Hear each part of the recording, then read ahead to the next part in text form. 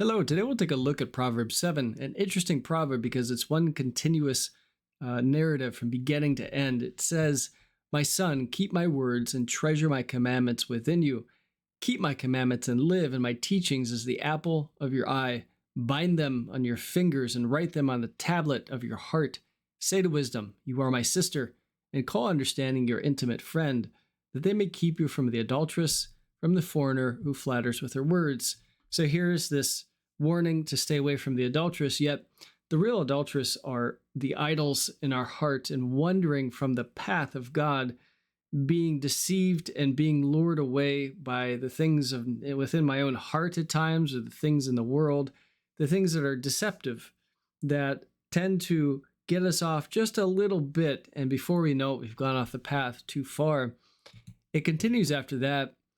"For at the window of my house I looked out through the lattice, and I saw among the naive and discerned among the youths a young man lacking sense." So again, this represents us in our forgetfulness, us when we are moved off of the point of truth that we know we should keep to, when we become deceived by something, being drawn away from God's word and from his truth by anything else.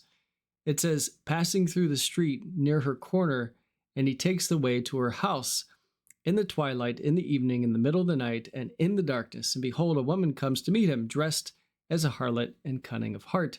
So again, this figure represents any temptation that would draw me away from the Lord. It could be riches, it could be leisure, it could be pleasure itself, it could be anything that really draws me from away from the Lord and his commandments. I sit down, I look, and I agree with God's word and his truth, but yet I forget those things as I've drawn off of that from the deceitfulness of sin. So we'll look quickly at that. In Psalm 119, 118, it says, "You have rejected all those who wander from your statutes." So again, there's this idea that we don't just leave altogether all at once, but we wander off the path, beginning with a single step. In Matthew 13:22, it says, "And the one on whom the seed was sown among the thorns, this is the man who hears the word, and the worry of the world and the deceitfulness of wealth choke the word, and it becomes unfruitful." Again, this happens over time, slowly, beyond our perception even to realize it, until it's often too late. In Hebrews 3:13, it says, "But encourage one another day after day, as long as it is still called today, so that none of you will be hardened by the deceitfulness of sin." Sin is tricky. Again, we're lured from the path of God without even knowing it most of the time. Matthew 7:13, Jesus says this, "Enter through the narrow gate, for the gate is wide and the way is broad that leads to destruction, and there are many who enter through it. For the gate is small and the way is narrow that leads to life, and there are few who find it."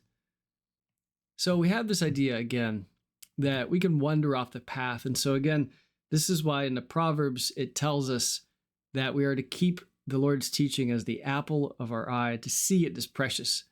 Bind it to our fingers, write it on a tablet of our hearts, that I'm to meditate on it. I'm to stay in it, because I realize over time how easily influenced I am, how weak I can be, how easy it is for me to wonder and forget.